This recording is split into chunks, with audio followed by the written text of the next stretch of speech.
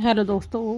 क्योंकि साथ भी कभी बटू आज के एपिसोड में आपने देखा कि एपिसोड की शुरुआत में वृंदा को एडवोकेट खन्ना का एक कानूनी पत्र मिलता है। उसे पता चलता है कि अंगद को भी रणबीजे के साथ साइन करने होंगे। वृंदा पत्र ले लेती है और अंगद उसके पीछे जाता है। अंगद पत्र लेकर उसे बताता है कि यह उसका व्यवसायिक पत्र है। वृंदा अंगद को यह याद दिलाती है कि रणविजय ने परी के साथ अन्याय किया था और अंगद वृंदा से कहता है कि वह उसके बिजनेस मामलों से दूर रहे। रणविजय बोर्ड की बैठक बुलाता है और ऋतिक उससे बहस करने लगता है। रणविजय ऋतिक से कहता है कि वह अपनी कंपनी को भारी नुकसान से बचाना चाहता है और ऋतिक उससे पूछता है कि क्या चल रहा है। रणविजय तरीके से कहता है कि उसे यह फैक्ट्री तुलसी वीरानी को देने की ज़रूरत नहीं है और अगर वह इस कंपनी को ख़रीदना चाहती है तो ज़्यादा पैसे देने होंगे। ऋतिक और पार्थ रणविजय से बहस करते हैं। नोएना रणविजय से पूछती है कि उसने सबको बोर्ड की बैठक में क्यों बुलाया। ऋतिक रणविजय से कहता है कि वह सिर्फ एक छोटा सा हिस्सेदार है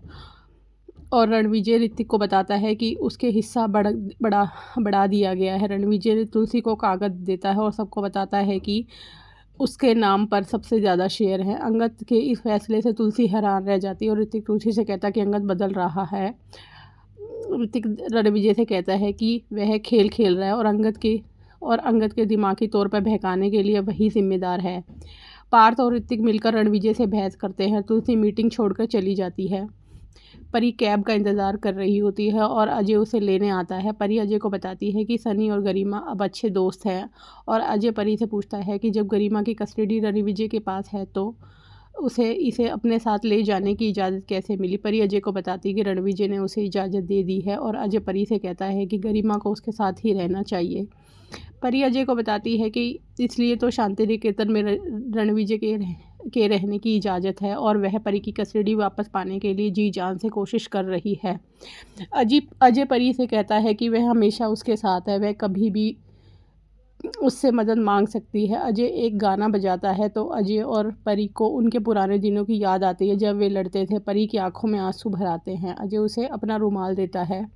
तुलसी अंगद को फ़ोन करती है लेकिन वह फ़ोन नहीं उठाता। नोएना तुलसी से कहती है कि वह उसकी मदद कर सकती है। नोएना अंगद की गलतफहमियों को लेकर तुलसी पर ताने कसने लगती है और उसे याद दिलाती है कि कैसे उसके बच्चे उसके खिलाफ हो रहे हैं। तो नोएना तुलसी की परवरिश पर उंगली उठाती है। तुलसी नोएना से कहती है कि वह उसकी सोच से परे जाकर अकेले ही सब कुछ संभाल सकती है। तुलसी नोएना से कहती है कि वह एक माँ है और वह नहीं समझेगी।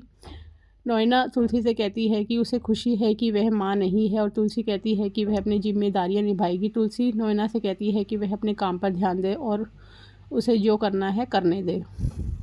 वृंदा तुलसी से कहती है कि उसे उम्मीद नहीं थी कि अंगद रणविजय का साथ देगा और तुलसी खुद को दोषी मानती है। वृंदा तुलसी से कहती है कि उसे खुद को दोषी नहीं दिए थे बल्कि वह अंगद से नाराज़ है। तुलसी वृंदा से कहती है कि वह कुछ नहीं कहेगी और ना ही उससे पूछेगी। वृंदा तुलसी को बताती कि अंगद को उम्मीद थी कि उसे शांति निकेतन में फिर से बुलाया जाएगा लेकिन उनके तलाक की खबर सुनकर उसकी उम्मीद टूट गई। अचानक तुलसी को पता चलता है कि सलोनी ने उनकी बातचीत सुन ली है। तुलसी सलोनी को बताती है कि वह मिहिर के साथ नहीं रह रही है। सलोनी हैरान और हो जाती है। तुलसी सलोनी को बताती है कि सूरत में सब कुछ नाटक था और वह मिहिर के साथ नहीं रहती है। देव सलोनी से कहता है कि बाप जी को कुछ ना बताए और तुलसी देव को जाने के लिए कहती है क्योंकि वह सलोनी से बात करना चाहती है। तुलसी सलोनी को बताती है कि उनका वे 6 साल पहले ही अलग हो चुके थे और वे शांति निकेतन को बचाने के लिए ये नाटक कर रहे थे। तुलसी सलोनी को बताती है कि वे बेबस थे, वह उसे आगे क्या करना है यह बताती है। तो तुलसी सलोनी से कहती है कि अगर वह बाप जी को बताना चाहती तो वह बता सकती है और सलोनी बाप जी से कुछ और दिन रुकने की अनुमति मांगती है। सलोनी तुलसी से कहती है कि वह बेबस थी और तुलसी कहती है कि उनका रिश्ता दिल से स्वीकार किया गया है। सलोनी तुलसी से कहती है कि उसके और मिहिर काका के बीच जो कुछ भी हुआ वह निजी मामला है। वह तुलसी को भरोसा दिलाती है कि वह कुछ नहीं बताएगी। तुलसी सलोनी से कहती है कि देव भाग्यशाली लड़का है और तुलसी को यह भी पता चलता है कि मिहिर अस्पताल से डिस्चार्ज हो गया है। तुलसी शोभा से कहती है कि वह अपने पिता का ख्याल रखे और सलोनी यह जानकर खुश होती है कि शोभा भी काका की परवाह करती है।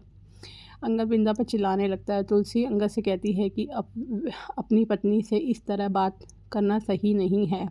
तुलसी अंगद से कहती है कि उसने जो कुछ भी किया वह गलत था और अंगद तुलसी से कहता है कि वह तो बस उनकी मदद कर रहा है। अंगद तुलसी से कहता है कि ऋतिक कारोबार संभालने में सक्षम नहीं है, वह कंपनी को बचाने के लिए जो भी कुछ कर रहा है वह व्यर्थ है। अंगद तुलसी से कहता है कि ऋतिक को किसी की परवाह नहीं, और वह तुलसी से कहता है कि ऋतिक धोखेबाज है। तुलसी अंगद को थप्पड़ मारती है, उससे कहती है कि पहले अपने भाई को मार डाले फिर मुझे। अब आगे का एपिसोड जानने के लिए हमारे चैनल को लाइक और सब्सक्राइब कीजिए।